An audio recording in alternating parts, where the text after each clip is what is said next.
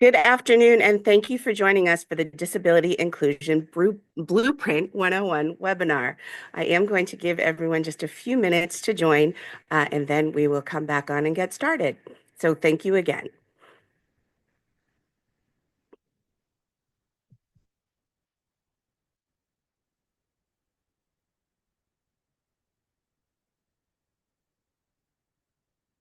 I do see lots of people still joining, so I am just going to give a couple of seconds before we get going.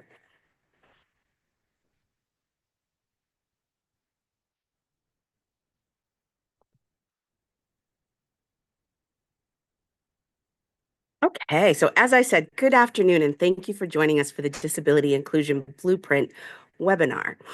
I am Felicia Nermson, Chief Content and Development Officer for the National Organization on Disability. I am a white woman. I have about shoulder-length blonde hair. I am wearing black glasses, and I have a black sweater with a white collar that I'm wearing today. Now, I'm going to give I already gave a couple of seconds for people to log in. So I am going to move over to a couple of housekeeping notes before we begin today's discussions. So this webinar is being recorded and a closed caption version will be available after. We'll share that with you via email in just a couple of days. If you would like to view closed captions now, please select the live transcript button on your toolbar located at the bottom of the Zoom window and press show subtitles. As you can see, we have our ASL interpreter signing in. Thank you so much for being here. We do appreciate having our ASL interpreters. And then if you have a question, please select the Q&A button on your toolbar. Enter your thought in the box, your question, and click send. We've got a packed conversation and can't promise we'll be able to address every comment, but we will do our best. At the end of the webinar, we will launch a simple survey that we hope you'll take just a couple of moments to complete. This is critical in helping us shape our program. I'm sure as many of you might see who have participated in our surveys in the past, we really have utilized that information and made things, topics top of mind that have been top of mind for all of you. We have been able to provide programming on those topics. So lastly, if we go to the next slide, please, I would really love to thank our partners and Leadership Council members for their support, which allows us to furnish high quality educational content and make meaningful strides in the pursuit of equitable opportunity for the millions of Americans with disabilities. To learn more about accomplishing our mission together, please throw your email in the chat or contact Paulina at council@nod.org. So I speak for everyone at NOD when I express my great gratitude for your attendance here today. We always say that disability inclusion is not a linear path. And whether you're a seasoned practitioner or just beginning your journey, we all have something to share and learn from one another. Now, I'm incredibly honored to welcome Delphine Lavigneur, Chief Engagement Officer from Valuable 500, to the screen. Delphine, thank you for being here. Well, thanks, Felicia. Good morning, afternoon, or evening, I guess, depending on where you're watching us from. I'm Delphine Levener. As a visual description, I'm a white woman of Creole descent, curly shoulder-length hair, black spectacles, wearing a black top and a black jacket today. I also wear some golden circle earrings. I'm originally French, which will explain some of my pronunciation today. I'm based in London and calling you from London in the United Kingdom. I'm the Chief Engagement Officer at Valuable 500. Now, there's probably many of you or some of you that do not know Valuable 500. We're a global collective of over 500 partners and companies working together to end disability exclusion. We use what we call synchronized collective action to harness the collective power of all of our companies to transform society and accelerate inclusion for the 1 in 5 people living with a disability across the world. When we say synchronized collective action, we mean working in harmony, moving in the same direction at the same time against the same system barriers. If I take you through the first set of synchronized collective actions we're focusing on at the moment, they're around inclusive leadership, inclusive reporting, and inclusive representation. Now, leadership, that means focusing, when we focus on this topic, it means that we are asking our companies to put disability on the leadership agenda, fostering future generations of leaders with disability through our mentoring program. It's called Generation Valuable, to break the glass. And through that, we're trying to break the glass ceiling when it comes to disability at leadership levels. When we talk about representation, this is about ensuring authentic representation of people with disabilities in advertising and media. And finally, reporting on disability-related data is critical. It's critical in ensuring disability inclusion is embedded within our companies. As Beth Sherrill recently reminded us, the CEO of NOD, what gets measured gets done. So we'll be holding our first Valuable 500. We'll be holding our first Accountability Summit, Sync 25 in Tokyo at the end of the year. And that will be to reflect on the progress we've made around the 3 synchronized collective action. So you're getting from that disability inclusion is truly at the heart of what the work we do, and which is why we're really proud to be partnering with NOD around the blueprint. So thank you so much, Delphine. That's such a powerful overview of the important work that you're doing at Valuable 500 to create meaningful change. So happy that we have partnered because we at NOD share the same sense of urgency with nearly 1/3 of the workforce having an apparent disability. An apparent or non-apparent disability, I apologize.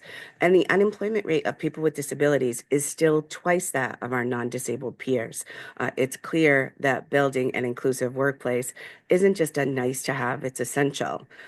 Delphine, I'm hoping you can share a little bit more with folks listening about the positive impacts investing in disability inclusion can have on business.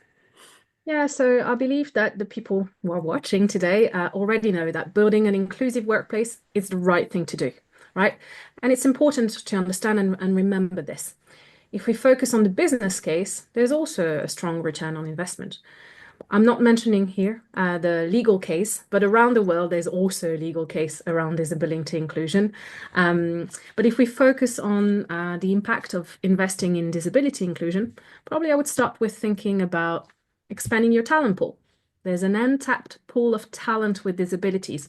You want the best candidates for your job? Then you should make sure your talent pool is vast. And that means including candidates and individuals with disabilities. On the other side, this also would make you an employer of choice.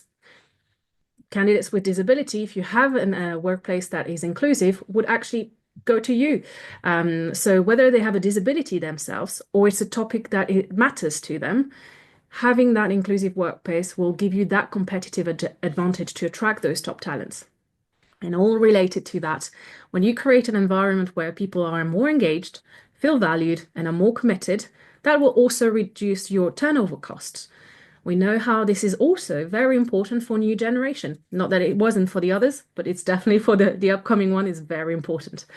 And when we reflect on the population we serve, right, through our companies, we serve either businesses, individuals, through product, through services. So building accessible and inclusive products means that you will access an other untapped market, but this time of customers. That's 1.3 billion people in the world who have a disability.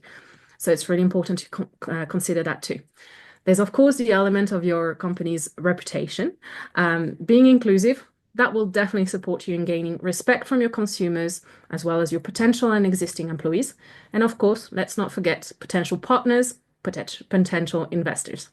So really, all of that can only happen when you create psychologically safe workplaces where people with disabilities can thrive. And that will allow us all to build resilient workforces and stronger companies in return. Thank you, Delphine. Something you said just then really resonates with me as far as creating resilient workplaces. When a talent management strategy includes people with disabilities, your company ensures it's not only finding the best, most qualified talent for the job, but also building policies and practices that work for existing employees who already have a disability or may acquire one over the course of their career. And retaining best talent is going to deliver bottom line results to the company overall, because we all know the cost of turnover for companies is very high. So the more that we have a resilient workforce, the more that we know that our companies will actually benefit from that as far as the bottom line is concerned. Absolutely. And, and you also said something there, we talk about employee base, but we talk about people with disabilities, but people may acquire disability throughout their life and throughout the employee life cycle. So you want to support and retain those talents too.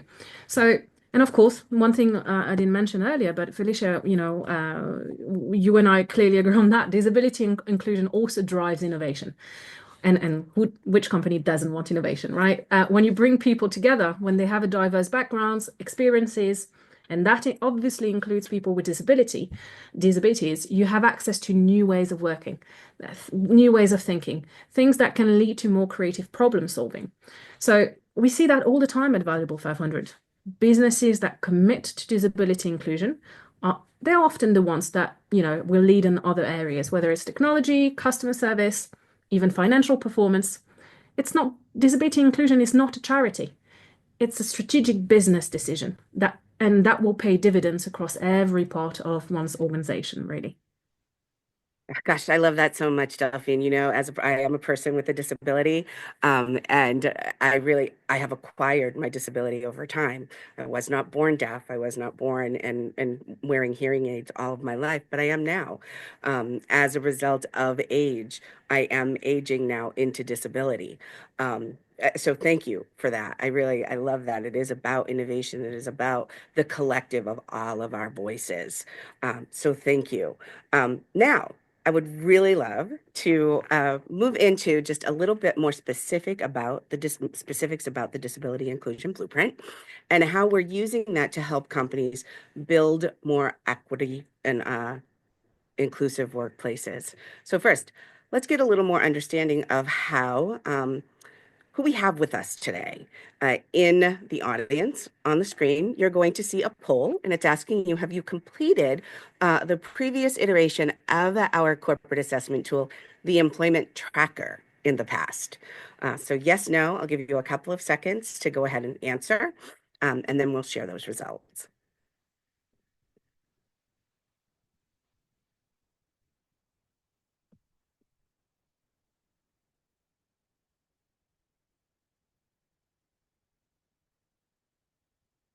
Okay, Alicia, do you think we could show the results, please?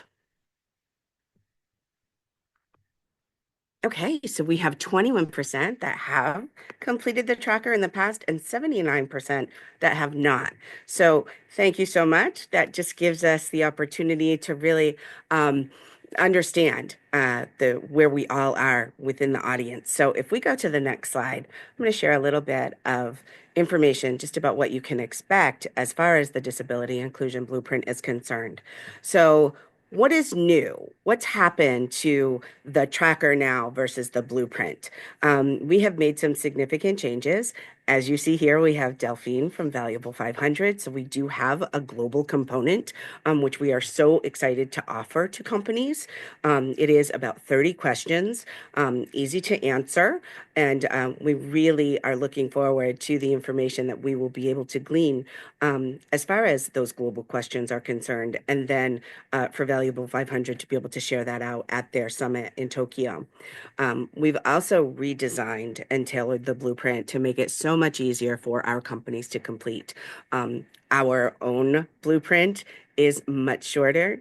As I said, it's redesigned for easier user experience, as well as the online portal now does save your information as you move through the process, which makes it so much easier for not only one person to complete the survey, but for everyone to complete the survey if you have multiple members of a team. We also have focused on data-informed insights to take your strategy to the next level. What does that mean? We had 8 strategies that we looked at previously. Now we are streamlining that again to make it easier for companies and continuing to focus on that employee life cycle of a person with a disability within the workplace. So next slide, please. This is just an example of benchmarking. So, not only does the blueprint help you to understand where you are within your own disability inclusion journey, it also helps you to understand where you are in relation to those other companies that are completing the blueprint, the survey rather. So you can see here talent outcome metrics. It shows the blue is it is a line. It's a graph that's showing the different um, I'm so sorry. The different levels. So the brown would be all companies. The dark blue in the middle is the top companies, and then the lighter blue that is for your own performance. This will change a little bit this year. Did want to give an example, but this year we will have four different levels of performance that we will be recognizing, which is a first for us.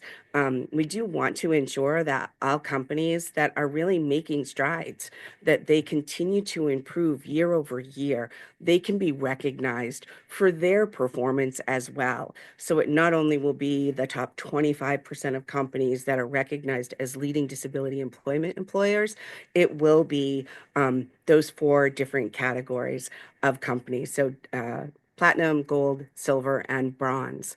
Again, hoping that we will be able to, once you continue to complete the blueprint year over year, we will be able to continue to recognize you for that performance. Next slide. Here's something else that you will receive as part of this process, and that is just this is emerging trends in the workplace. This is based on last year's model, and really looking at how companies are doing in different categories and what really matters for disability inclusion.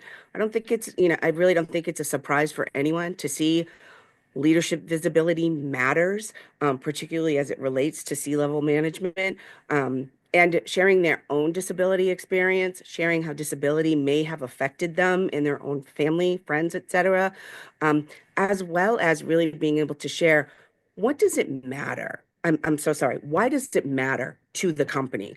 Why should I share that I have a disability with the company that I work for? Why do I need to share that type of information about me? You can see here that employee resource groups are having a huge impact as far as how companies with these resource groups are performing. Uh, if you have a disability employee resource group that has a budget and also has an executive sponsor, you have 1.6 times the number of promotions of people with disabilities. And you also are recognizing people with disabilities as high potentials at a higher rate. We have interactive accommodation process. This is something that we have been watching over the last 3 years because it is important. The number of accommodations and tracking accommodations is important within the workplace.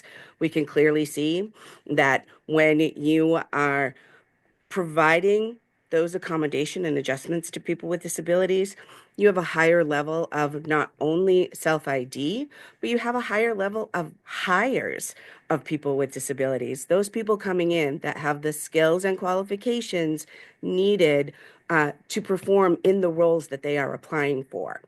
I also want to stress that the tracker information previously, we always stress that it is completely confidential. It is the same with the blueprint. That has not changed across the board. All of your information is confidential. You see your own information as far as the blueprint is concerned. It is customized for your own business as far as what are your strengths, what are your opportunities, and here is your blueprint for what you need to do moving forward. That is your information. The only thing that we report out is aggregate results. As you can see here, as far as those workplace trends are concerned, this is the analytics that we are doing and we are reporting out as far as the information is concerned. Those previous slides that you saw, as far as the benchmarking slides, we're not sharing your information as far as the benchmark is concerned. All of that is completely confidential. So if we move to the next slide, I think that we're here now. I don't want to move. I'm so sorry. I think we should take, if we can take the slides off. I'm going to thank Delphine for being with us. We're going to welcome you back at the end so that you can be here for questions. Um, is there anything that you wanted to add before you leave us right now?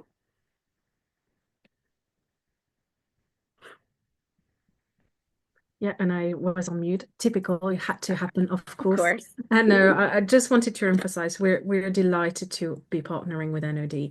And, I can't stress enough that, if you measure what you're doing, you also learn how to improve. Which business doesn't want to improve? Mhm. Um, if it is important to measure your progress within your business, then it also applies to your disability inclusion work, right? Whether you're at the beginning of your journey, whether you're making your company more inclusive, and it's been a few years that you've been working on this, then that blueprint, the blueprint that NOD has put together and revamped from the previous work, it's going to help you identify where you're at, where to go from there. So you're going to get actionable insights which really are the key to unlocking the potential of disability inclusion in the workplace. So it will help you drive tangible action on this journey to build inclusive workplaces. So yeah, I'm really excited for you all to actually get something that will help you once you've completed it. Thank you so much, Delphine. Um, excuse me. Appreciate you being here today with us. Now it is really my um, pleasure to introduce you and actually welcome our next guests. We do have, oh, excuse me. We have Marissa from Mercy Health, and we have Ray from Constellation. If you wouldn't mind, Ray Stringer is the VP and Chief Diversity Officer, Diversity, Equity, and Inclusion Officer for Constellation, and Marissa Hyatt is the Director of Disability and Experience at Mercy Hospital.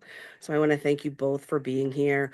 I would love to hear from each of you now a little bit about your disability inclusion journey and really what that means to both of your organizations. Marissa, I don't know if you'd like to go first. Right. It's up to you. Yeah, sure, Ray. I appreciate it. Hello, everyone. Just to give you a visual description, my name is Marissa Hyatt. As she said, I'm the Director of Experience and Disability at Mercy Hospital, which is a hospital system in the Midwest. So we're here in St. Louis, Missouri is where I'm headquartered. And we serve Arkansas, Oklahoma, and kind of that region there in the Midwest. I am wearing a red shirt and I have long brown hair, and I'm very excited to be here. So our journey, it's been a journey. So Mercy, I'm very blessed to work for an organization that started this journey about 25 years ago. And really kind of started to realize the importance of disability inclusion, specifically for our developmental disability population. And so it really started there, but then it exploded into all of this that we're here now on this amazing journey, but it really started 25 years ago. And so with that said, just a reminder that you got to start somewhere. And it may seem like you're only making baby steps, but really it just every year gets a little bit greater, right? We make more strides towards a more inclusive place to work and to receive care at a hospital. So our journey has been a long one, but I feel like we're just like already getting started again, right? So just very excited to share that with you guys. Thank you so much, Ray. If I can jump in and just if I can start off by saying just thank you for the opportunity to be here today and to participate. I know NOD has been a terrific partner to Constellation. And so I'm Ray Stringer. I'm the Vice President and Chief Diversity Officer for Constellation. And part of my role is I'm in charge of the overarching DEI and workforce development initiatives, programs, and strategies for all of Constellation. And we're the nation's #1 clean energy provider. And so I'm super excited and thrilled to be here as disability inclusion has been very important to us at Constellation. And it's one of the key themes that I've landed on for 2025 with my team as we move forward into the future. I believe so much can be done when it comes to disability inclusion. But one of the items that I'm most focused on is to making sure that what we put in place is sustainable. And so just super excited for our discussion today. When I think about the disability inclusion blueprint, I mean, I think that it's been a phenomenal, just benchmarking tool that really has helped us at Constellation assess and understand our current state when it comes to disability inclusion. We were able to identify gaps compared to other industry leaders and really put into place and implement new practices to improve our overall diversity across the workplace. And so we are currently in the process of completing it this year. And one of the main focuses is to ensure that we really take the opportunity to act on results and understand where the information and the insights that we can glean from the previous years. And to do that, I've really made sure that we work to put into place a working group that's led by my team and organization that includes representatives from our ERGs, HR, our business units that are impacted by the work, and that we're identifying a couple areas each year to create opportunities for us to go in and execute. And so I'd love to just share that it's an extremely easy to use and useful tool. It allows you to download Excel and Word documents, invite collaborators, and really track your progress. And so just excited as we jump into 2025 with a lot more to highlight during today's discussion. Thanks so much, Ray, for that, because it really is. You really touched on a point that is so important because it is understanding across the company that it is a collective, right? It's a group effort and that everyone has a role to play. Everyone has some level of responsibility and needs to be shared. So I really appreciate you sharing that. It is one of the most important things, I think, when people are just starting out. You may feel like, in this, goes to Marissa's point as well, is that you feel like, okay, where do I start? But if you can bring others into the conversation and into the process with you, I think it makes it that much easier for then you to just even dip your toe in the water and really begin to understand not only where you are, but how do you put your strategy together when you use a tool like this. Felicia, can I just piggyback off that? Because that was one of our learning curves was, as the health system, disability inclusion, like every other organization, is intertwined in everything that we do. And so that can be a little bit overwhelming when you're leaning on other people to get the information that you need. But then it is really a great opportunity because some departments don't realize disability inclusion is part of their work.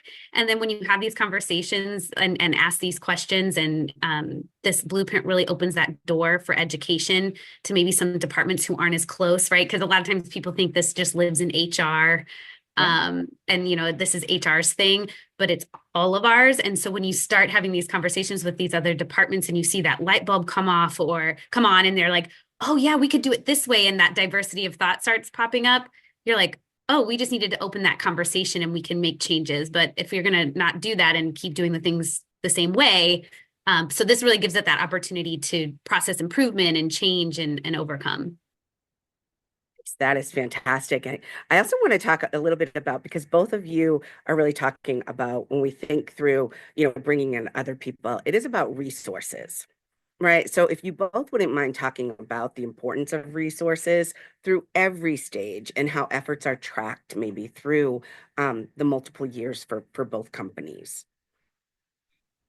I can jump into that. And so I think that that's key, what you just stated. So what we've done, we've committed to those resources to make sure that we review our disability inclusion efforts and really look to leverage any kind of data from our participation in the National Organization on Disabilities Blueprint. And so, like, taking that to the next step, one of our biggest focus items at Constellation has been accessibility. And so it's a prime example for us within our company that I'd like to share, because I think that all of the learnings have been very helpful. So in particular, within our IT group, we've committed to improving digital accessibility. And so in 2024, we worked closely to make sure that our company's work and website was accessible, not only for our customers, but also for our staff. And some of those key areas have been making sure, and a lot of my theme goes back to accountability and making sure that critical people have been identified to really help lead these efforts. So we identified an internal lead to oversee our digital accessibility strategy. We've completed an ADA compliance audit of all of our platforms, and then we've designed and built digital assets to really, with ADA best practices in mind. I think that that's been very critical for what we are doing. And then in addition, we also wanted to make sure that we had another lens involved. So we hired a vendor to ensure that our IT service desk staff, for instance, that they're trained in specifically in accessibility, and that we have a defined process that's in place to handle any kind of accessibility report. But that's one of our key items that I'm just super excited about, and even more to come, like multi-layer strategies. I always want to have that forward-thinking lens to continue to push and drive initiatives home, but also to make sure that they're sustainable, to not put anything out there in place that we cannot truly commit to for many years to come. Thank you, Ray. That was great. I love the passion around that, really. And you made a real point about it's not only accessible for our customers, it is accessible for our employees. Huge point right there. So thank you.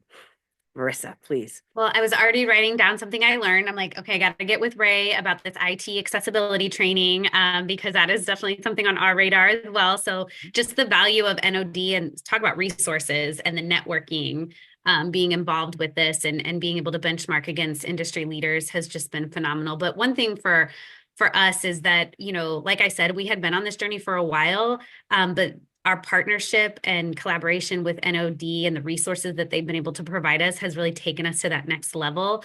I don't know about you guys, but especially in healthcare, we're all about that strategy, and we're in our next 5 years of strategy. And so for us to be able to use this blueprint to tie in to our 2030 strategy and to see senior leaders understand the connection, and like Delphine said, the return on investment that you get from including people with disabilities, and that it's really about the patient and caregiver experience. So like you said, Felicia, we have two customers too, right? We have to make sure our patients with disabilities are getting their needs met along with our caregivers. And so when we gather those resources as a whole and look at Mercy as a whole, with the help of this blueprint, we've really been able to see where we're doing great. Then we see where we have those opportunities. And a lot of times those opportunities would stay hidden if these questions weren't being asked. So larger organizations, it's just hard to see where those gaps are unless we're asking those questions. So we've been really grateful that the blueprint has kind of highlighted like, oh, I didn't even think about that, or, oh, we're doing that, but we're not doing it very well. So let's pivot, right? So it's been really a great tool for us to then tie into our larger strategy and get that senior leadership buy-in. Thank you so much, Marissa. And I really would be, I would not be being a gracious host here if I did not thank both of you for participating in the beta of the blueprint model. We did have a beta test for all people, all of the companies that are on the phone now, that we had 12 companies participate in with us, which we were really excited for. Both Constellation and Mercy gave us really great feedback about, particularly some of the questions that we were asking, et cetera. But really, really excited that you were able to participate in that with us.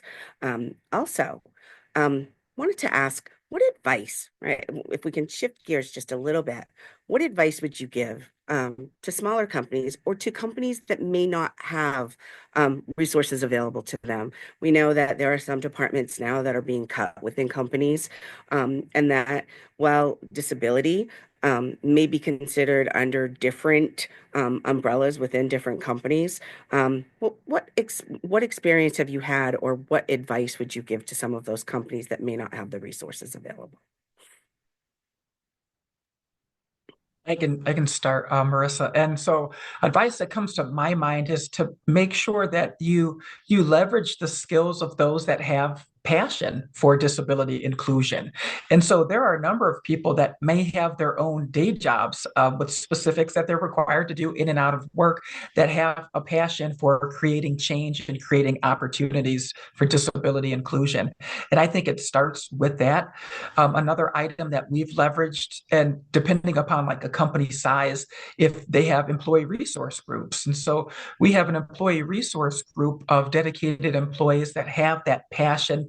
They're just very proud. Our employee resource group is called ABLE. So it stands for Abilities Beyond Limitations and Expectations. And so they are just so critical to our culture. And so leveraging the skill sets and the passion of others that want to see that want to see change happen within a company or organization, and listening to those thoughts and ideas. So like when it comes to Constellation, it's not Ray Stringer just putting into place things that are important to myself. It's making sure that I hear the voice of our employee population, getting them involved, because I think no matter what the size of the company is, when you listen to employees, you'll hear that they have a longing for a lot of these activities and to open the doors for others. I'm going to jump right in, Ray, because our I don't know if we're a BRG, ERG, we don't really know what we are, but all we do know is that we get things done. So I would say we're a BRG, but our Disability Resources Council has been instrumental in pushing the needle. I don't know if you saw my title, but it's just me. I'm a team of me. So without our Disability Resources Council, there's no way we could get that work done.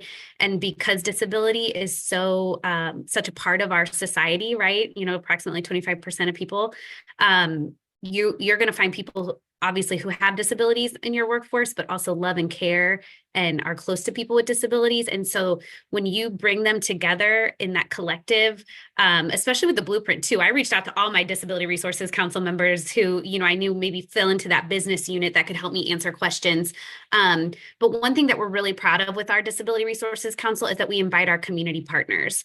So we don't want to pretend to know what the disability community needs without having our Department of Vocational Rehabilitation at the table, right? So at every we have representation from every rehab council in Missouri, Arkansas, and Oklahoma that shares with us what's going on in the community. And the cool thing, guys, is what we did is we started out with grant money, right? Sometimes when you don't have the money in your own budget, go after those grants, start a program, do a proof of concept, and show the wow, look how much we moved the needle. And really, that's how I got my job, guys. I was a grant funded position until Mercy picked it up, right? Because it was so valuable to the bottom line. So that's to Ray's point, leverage your ERGs, BRGs, and go after some grant money. I know that that's a touchy subject right now, but I'm putting a submission in that's due on the 21st for some money, right? So just continuing to move forward that way. Oh my goodness, that was such great advice from both of you. Go ahead, Ray. I see that you came off. Felicia, Marissa sparked a thought too. It's developing a business case. And so there are so many very good justifications for why it's important to the business, how the benefits to the business. And I just think that that's so critical. So just piggybacking off some of Marissa's comments, because I just think that they're so critical and key.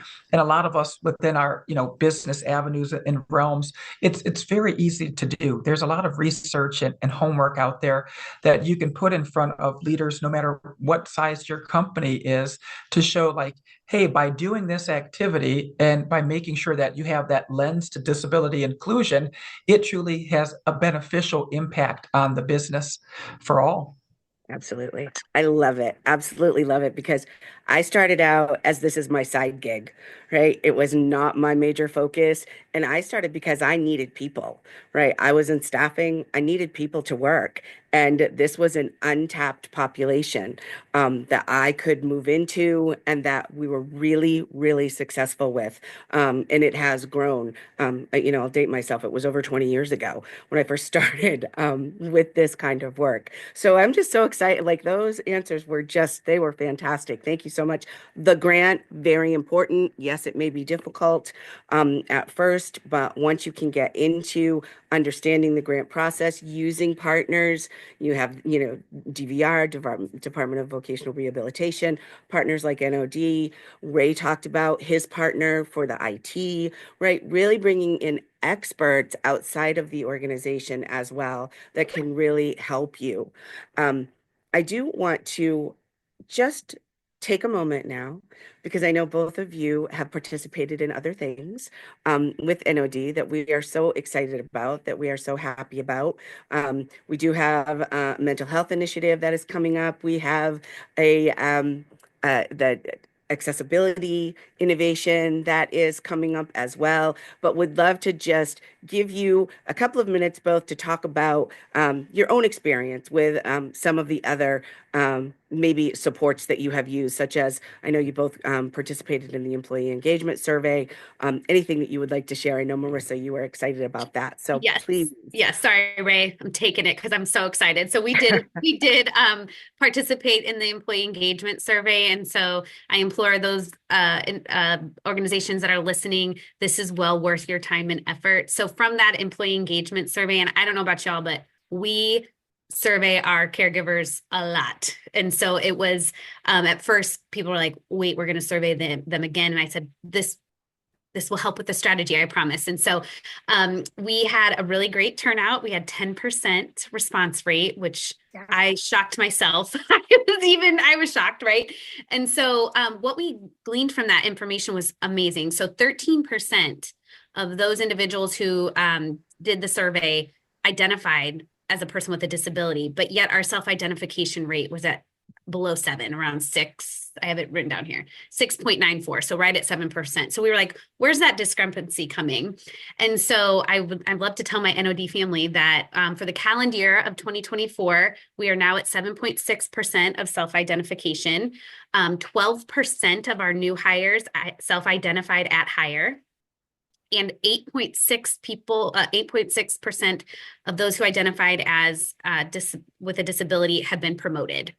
And so really the work that we did in this engagement survey really helped us hone in on that data. We now have a dashboard that actually is useful with benchmarks that Joseph gave us. Data is so important, especially in a healthcare environment. And so to have this at our fingertips and use that as we continue to do self-ID campaign, which Paulina's helping me with, and shout out to Paulina, she's the best. So we're really excited to see that uptick in those percentage. But to Delphine's point, we're not going to see that uptick unless we're creating psychological safety. And so that's where that education training, I had NOD, Charles and Paulina came and, sorry, Ray, I'm stealing all the time right now. They came and did a presentation to our HR council, which is all directors and above, and so very important people in this room. And Paulina and Charles did an excellent job, because what we also learned from that engagement survey is that our caregivers don't feel the same commitment from those senior leaders like they do from others. And so we really wanted to bring that to the senior leaders' attention and create that psychological safety so storytelling can be a part of their process, because we have some great stories, but they're not at that leadership level. And so this engagement survey has really given us a really great path forward. And as you can tell, we're already kind of hitting the marks there. So very excited. And I'm going to be quiet now. Ray, go ahead. Gives me the goosebumps, Martha. I know, Ray, you've taken a little bit of a different term, but thank you. Really, goosebumps. Well, yeah, you're all good, Marissa. Marissa's getting me pumped up and excited. Right. We're just playing so well off each other. But I'll double down just on the engagement survey. So when we participated in 2024, we sent it to 1,000 employees. And so from that, like the results are key, because there are areas where we've seen strong favorability, but I also like to focus on where we're unfavorable, because I look at those as areas of opportunity. And so, we took that information and we compare a lot of that to our own engagement survey that takes place within our company. So we have a just total picture on what's important to our employees? Is this a method for our employees, like to be able to signal to our company that there's something in their lives or workplace that truly has an impact on them? And so it's just doubling down on Marissa's comments. It was phenomenal, like to be able to have that tool to use. And we're not perfect, and I'm always the kind where you can continue to get better and improve. And so taking a look at where some items could be fall in the neutral range, or they get shown as unfavorable, how can we start to pick those items up while being realistic that you can't boil the ocean, but let's start to pick apart what we can and focus on a couple major items. I love that. Thank you so much, Ray. It's so important. And when you can do the comparison internally to other engagement surveys, that really is using data to your best ability internally. That's why we have the data. That's why we want to show the data. It also helps us for those companies that may not have the resources. It helps you build that business case internally when you can show that these are our strengths, but this is also where we have our opportunities, and this is where we may need to focus really our resources right now in order to see kind of that quick return on investment. So thank you so much. This has been great. I do want to welcome Delphine back in because I would love to move into questions now. So if we have any questions from the audience, if you can go ahead and put them into the Q&A, that would be fantastic. I'm going to look in there now. We don't have any. Oh, we have answered some of them, but I am going to see if we have any in the chat here that we can answer, and we do. So this one's for Ray and or Marissa. Can you share why your companies determined that investing in disability inclusion was worthwhile for their particular business needs? Either one. Sorry, just trying to come off mute. Well, so it aligns with our overarching strategy for the company. And so our strategy, even under my umbrella, when I think about one of our pillars is focused on inclusion and belonging. And so that directly, everything that we do within our organization, within my organization in particular, aligns back to the overarching business strategy. And so we have a star strategy that really focuses on not only what we're doing internally for our employee population, but externally. So it's important to make sure that no group is forgotten about. And so even when I talk about the term diversity for Constellation, goes well beyond just when you think about like race, gender, ethnicity. It's never been that narrow. And disability has been a focus of ours from the start. And even once we became a standalone company, has been woven into our strategy and a natural part of our culture where there's accountability there. Yeah, same. It's all about your mission statement and your values. And we are a Catholic organization. We were founded by the Sisters of Mercy almost 200 years ago. Catherine McCauley was our foundress.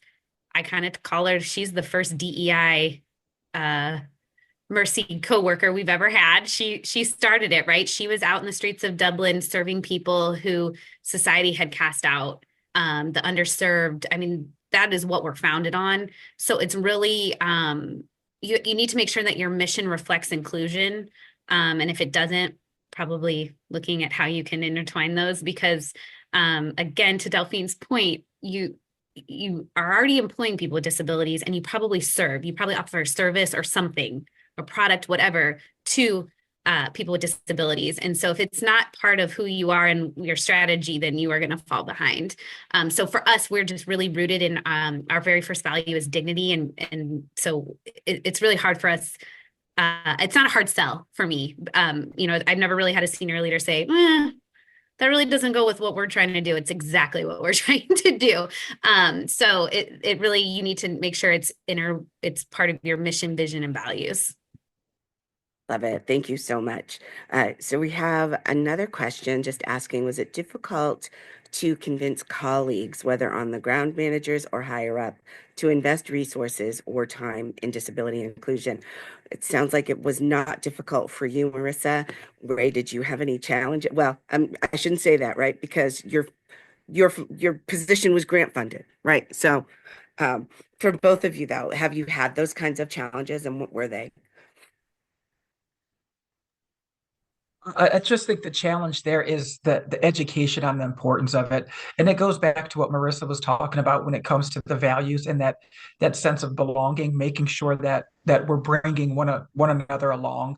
I mean, we all have differences that we bring to the table, and disability inclusion is one of those differences that people face, and that should not be excluded. It should be welcomed because there's so much that can be gained from it.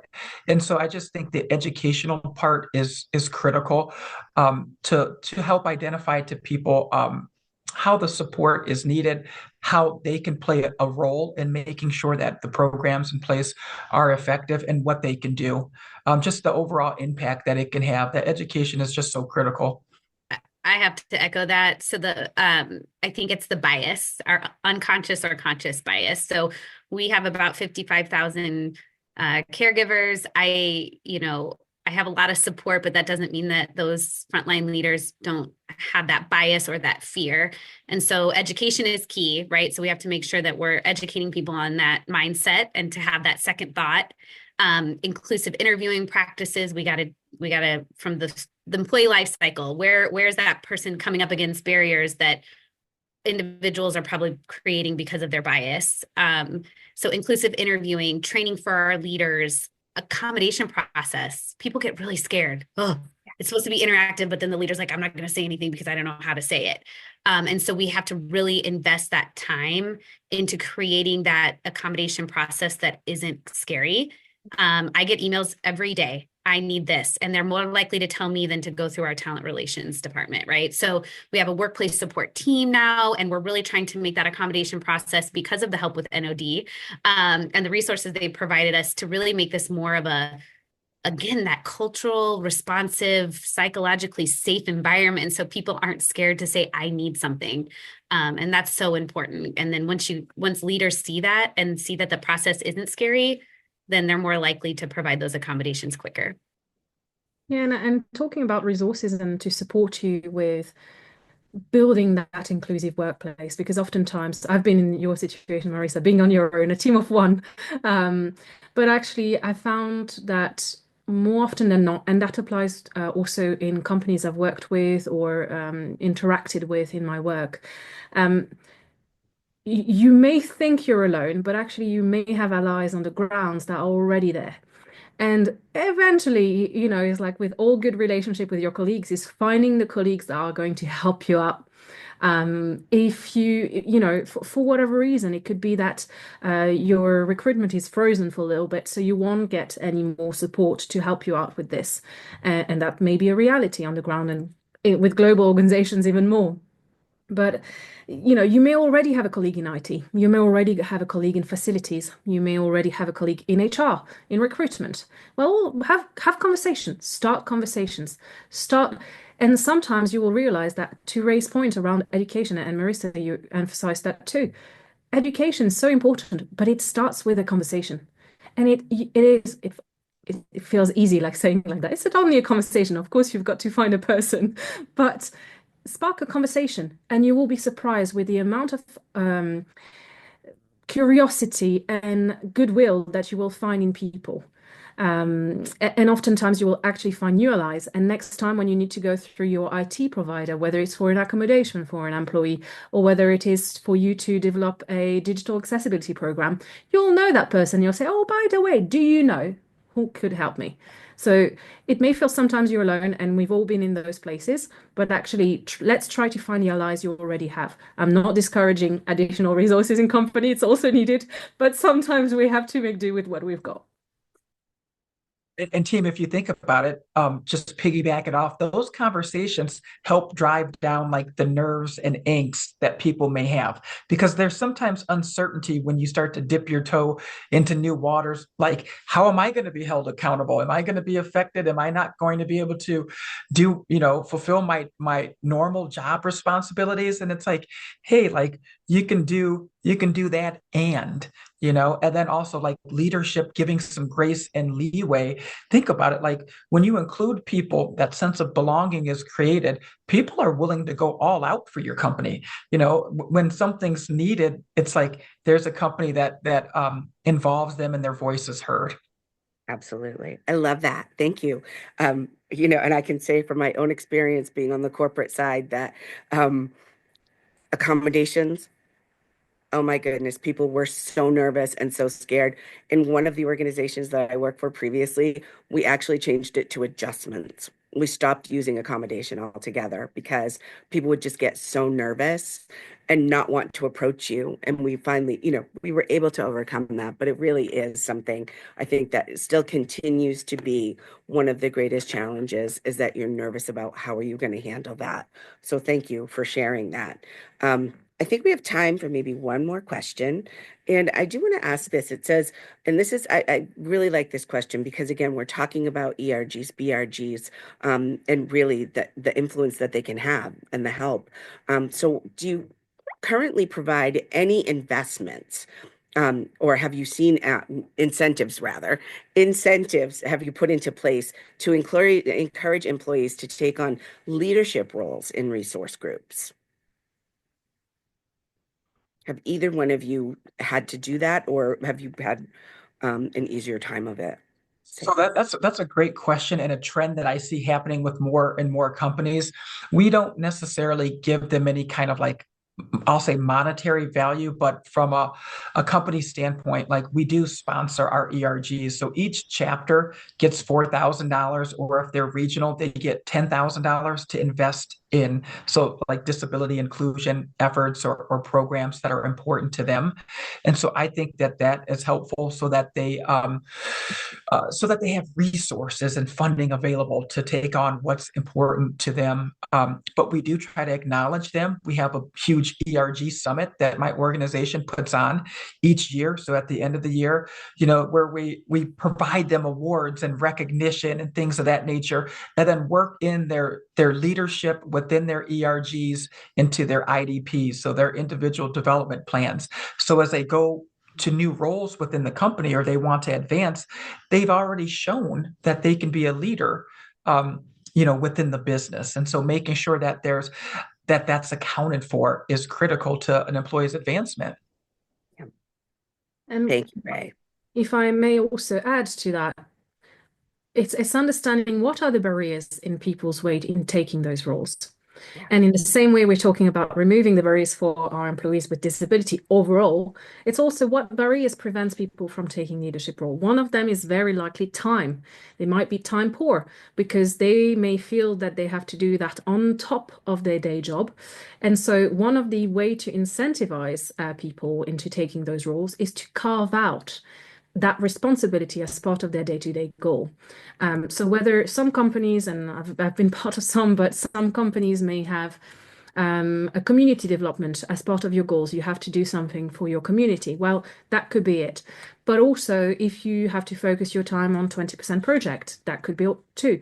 One I remember exchanging with a hotel chain based in Japan, actually, and talking about them trying to build their ERG from the ground up. But they were telling me, Delphine, unfortunately, our staff don't even have access to computers because they're in the hotel working. Their job is not office based. So how do you do this? Mhm.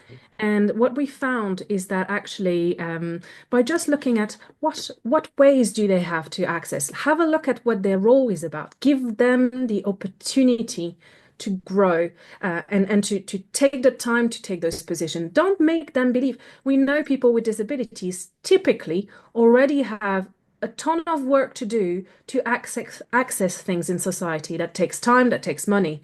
Let's try to remove those little barriers around the ERG work by recognizing this is an important work. We know ERG feedback a lot of information. So yeah, Thank you. let's carve out some time. I appreciate that so much, Delphine. I'm going to have to say thank you to everyone. Really, all of you have been incredible. You are incredible partners. We are so fortunate to have you. I want to thank you again for participating today. This is really an exciting time for us at NOD, and really exciting to have all of you. So thank you so much. I do want to just make sure that everyone is aware that we are offering Blueprint office hours, which provides you with the opportunity to speak with someone directly about your questions, as you continue through the process of maybe completing the blueprint, or if you have any questions before you get started, we can certainly help you with that. We have our spring online career fair that is coming up that we're very excited about, being able to come to pair you with that talent that has the skills and qualifications needed for the positions that you have currently available. And then in May, we are offering our next webinar, which is on accessibility and neurodiversity. So some really exciting things coming up. I want to thank everyone for being with us here today. And please, for those of you who have not completed the tracker in the past, and those of you that have, please feel free to reach out to us if you need any assistance at all. We are here to support you. So thank you again. You can learn more about NOD at nod.org and also connect with us at LinkedIn as you see on the screen here. Thanks everyone, and have a great rest of your day.